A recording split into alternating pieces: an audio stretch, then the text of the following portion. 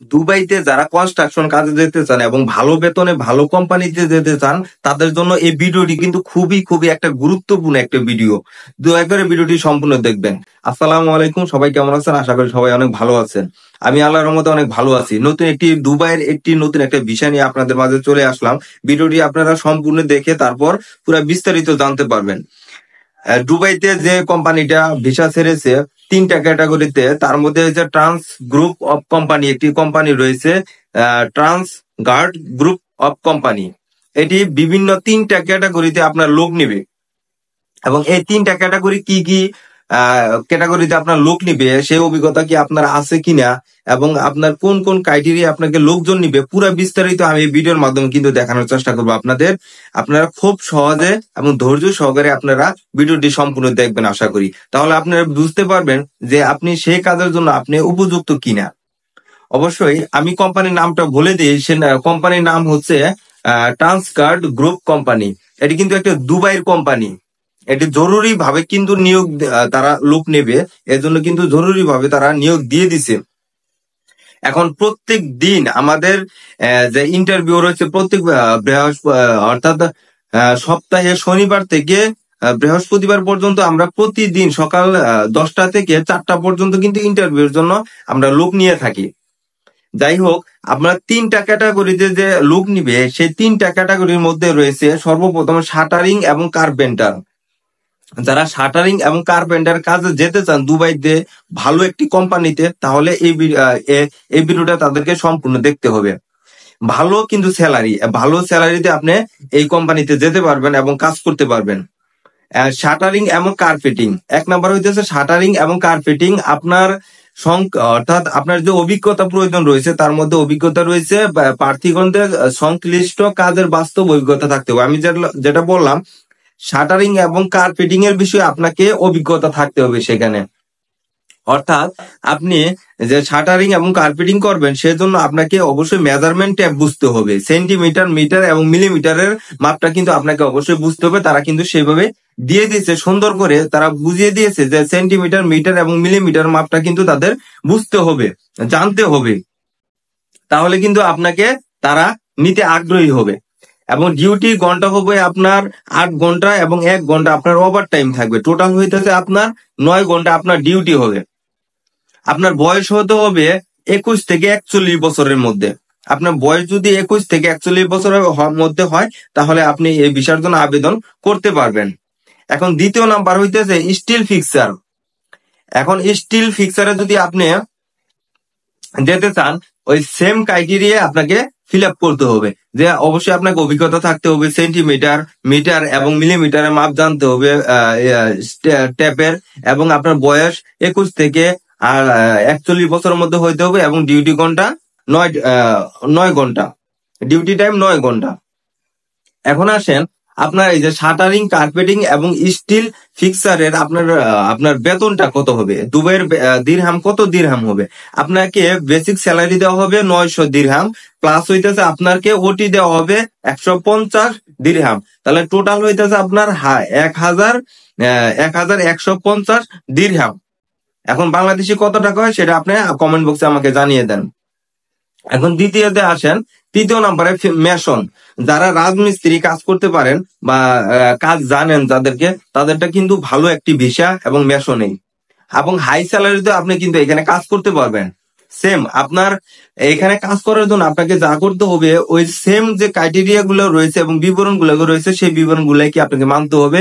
অর্থাৎ আপনাকে কাজের এক্সপিরিয়েন্স থাকতে হবে, কাজ করার অভিজ্ঞতা থাকতে হবে, ওই স্টিল টেপের আপনার পরিমাপ জানতে হবে, মিটার, সেন্টিমিটার এবং মিলিমিটার মাপ জানতে হবে, এবং বয়স 21 থেকে 41 বছরের মধ্যে হতে হবে আপনাকে অবশ্যই। এখন তৃতীয় নাম্বার হইতেছে জেনারেল হেল্পার। জেনারেল হেল্পার অর্থাৎ আপনি মিস্ত্রির সাথে যে কাজগুলা করেছেন হেল্পার হিসেবে, এদেরকে এবং জেনারেল হেল্পার হিসেবে গণ্য করা হবে। এখন জেনারেল হেল্পারের আপনার প্রার্থীকে জেনারেল হেল্পার যদি হয়ে থাকে, জেনারেল হেল্পার হলে অবশ্যই তাকে বাস্তব অভিজ্ঞতা থাকতে হবে। অর্থাৎ আপনি কোনো এলাকায় বা কোনো জায়গায় একজন মিস্ত্রির আন্ডারে আপনি হেল্পার হিসেবে কাজ করছেন, তাহলে আপনি কিন্তু যোগ্য হতে পারবেন। তাহলে সেই কাজের জন্য, এবং সেই কাজের জন্য বাস্তব অভিজ্ঞতা তো থাকতে হবে, এবং বেসিক কিছু নলেজও আপনাকে থাকতে হবে। ডিউটি টাইম হইতেছে 8 ঘন্টা প্লাস 1 ঘন্টা আপনাকে ওভার টাইম, অর্থাৎ টোটাল 9 ঘন্টা আপনাকে ডিউটি করতে হবে। এখানে বয়স দিছে 21 থেকে 38 বছরের মধ্যে বয়স হতে হবে আপনার। অবশ্যই 21 থেকে 38 বছরের মধ্যে হলে আপনি এই ভিসাতে অ্যাপ্লাই করতে পারবেন এবং নিয়োগের জন্য আপনি যোগ্য হবেন এই জেনারেল হেল্পারের জন্য। টোটাল আপনাকে বেসিক স্যালারি ধরা হবে এখানে 700 প্লাস 100। এখানে বেসিক স্যালারি হবে আপনার 700 এবং ওটি দেওয়া হবে আপনাকে 100 দিরহাম। টোটাল কত হয় অবশ্যই সেটা কমেন্ট বক্সে জানিয়ে যাবেন আপনারা। এই হলো মূলত পুরা চাকরির যে বিবরণটা রয়েছে সেটা। এখন আসেন যে চাকরির সুযোগ সুবিধাটা কি দিবে আপনাকে। দুবাইতে যে আপনার trans guard group of company যে আপনাকে কনস্ট্রাকশনের কাজের হিসাবে যে নিবে তারা, এখন আপনার তার ফ্যাসিলিটি কি দিবে আপনার সেটা কিন্তু জানা খুবই গুরুত্বপূর্ণ একটা বিষয়। সেই ফ্যাসিলিটির জন্য সেটা দিবে যারা, সেটা হচ্ছে চাকুরির মেয়াদ 2 বছর। তারা বলেছে যে চাকুরির মেয়াদ আপনাকে 2 বছর চাকুরি মেয়াদ দিবে। সেক্ষেত্রে আপনার 2 বছরের পরে সেই ভিসা আপনি নবায়নযোগ্য করতে পারবেন, সেটা আরো বাড়িয়ে নিতে পারবেন। যে এমনটা না যে আপনার কাজ শেষ হয়ে গেল, আপনার আর সেখানে আর কাজ নেই, সেখানে আপনার কোনো কিছু করতে পারবেন না, দেশে ফিরে আসতে হবে, এমন না। কিন্তু তারা বলছে ভিসা নবায়নযোগ্য, সে 2 বছর পর আপনি আবার ভিসাকে নতুন করে আবার ভিসা নবায়ন করতে পারবেন। ওভার টাইম সহ অন্যান্য সুযোগ সুবিধা শ্রম আইন অনুযায়ী, অর্থাৎ যে আপনার ওভার টাইম রয়েছে এবং ওই দুবাইতে যে একটা আইন রয়েছে, শ্রম আইন রয়েছে, সেই আইন অনুযায়ী আপনি সকল সুযোগ সুবিধা বহন করতে পারবেন। 3য় নাম্বার হইতেছে আগ্রহী প্রার্থীদের মূল পাসপোর্ট, অভিজ্ঞতা সনদ এবং 10 কপি সাদা ব্যাকগ্রাউন্ডের পাসপোর্ট সাইজের ছবি এবং মেডিকেল ফিট এবং কার্ড জমা দিতে হবে। এখানে তারা সুন্দর করে একটা গুরুত্বপূর্ণ একটা বিষয় বলেছে যে আগ্রহী প্রার্থীকে মূলত পাসপোর্টের অভিজ্ঞতা থাকতে হবে, থেকে অবশ্যই অভিজ্ঞতা সনদ থাকতে হবে এবং 10 কপি সাদা ব্যাকগ্রাউন্ডের পাসপোর্ট সাইজের ছবি, ব্যাকগ্রাউন্ডের পাসপোর্ট সাইজের 10 কপি ছবি থাকতে হবে, মেডিকেল ফিট কার্ড থাকতে হবে, অর্থাৎ মেডিকেল করে আপনাকে যেটা ফিট আছেন কিনা সেটা কিন্তু আপনাকে একটা সার্টিফিকেট তাদেরকে দিতে হবে। যদি কোনো প্রার্থী পূর্বে সংযুক্ত আরব আমিরাত ভ্রমণ ভিসা কিংবা কন্ট্রাক্ট ভিসা গিয়ে দুর্নীতি, ব্ল্যাক লিস্ট অথবা পালিয়ে গিয়ে পুলিশ কর্তৃক ধরা বা রিপোর্ট হয়ে দেশে ফেরত এসেছে, তাদের পাসপোর্ট জমা না করার জন্য বিশেষভাবে অনুরোধ করা হচ্ছে। এটি কিন্তু খুবই খুবই একটা গুরুত্বপূর্ণ একটা বিষয়, ভালো করে শুনে। এটা কিন্তু খুবই একটা গুরুত্বপূর্ণ বিষয় যে এই প্রবলেম যদি আপনার থাকে তাহলে কিন্তু আপনি বড় ধরনের একটা বিপদে পড়ে যাবেন এবং আপনি সেখানে কখনো পাসপোর্ট জমা দিবেন না।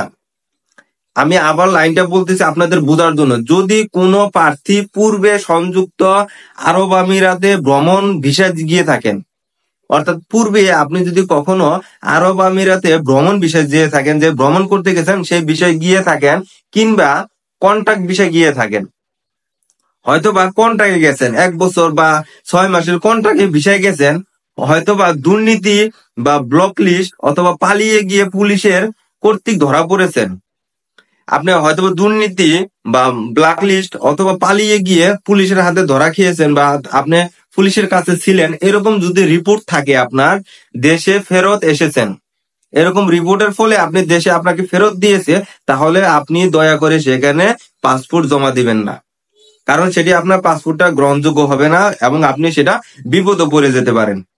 অবশ্যই এইসব বিষয়ে আপনারা খেয়াল করে তারপর আপনারা পাসপোর্ট জমা দিবেন। আর হ্যাঁ, আপনারা যদি চান SRJ ট্যুরস এন্ড ট্রাভেলস এবং অঙ্কন আর্কিটেকচার যদি মাধ্যমে যদি আপনারা এই দুবাই এই সুন্দর একটি কাজে এবং ভালো একটি কোম্পানিতে যেতে চান, অবশ্যই আমাদের কন্ট্যাক্ট নাম্বার দেওয়া থাকবে এবং স্ক্রিনও দেওয়া থাকবে। এখানে সরাসরি আপনি যোগাযোগ করে আমাদের সাথে কন্ট্যাক্ট করে পুরো বিস্তারিত আলোচনা করে নিতে পারবেন এবং অফিসে এসে আপনাদের দেখা করতে পারবেন। পুরো ডিটেলস আমি ডিসক্রিপশনে বক্সে এবং উপরে ফোন নাম্বার দেওয়া থাকবে, আপনারা কল করে আপনারা খুব সহজে তারা জেনে নিতে পারবেন। এছাড়াও আমাদের বিভিন্ন মেইল আছে এবং বিভিন্ন অফিসের মাধ্যমে আপনারা আমাদের সাথে যোগাযোগ করতে পারবেন। ইনশাল্লাহ আমরা চেষ্টা করব যে আপনাকে ভালো একটি বিষয় এবং ভালো একটি কাজের সুযোগ করে দেওয়ার। ধন্যবাদ সবাইকে, ভালো থাকবেন এবং সুস্থ থাকবেন। আল্লাহ হাফেজ।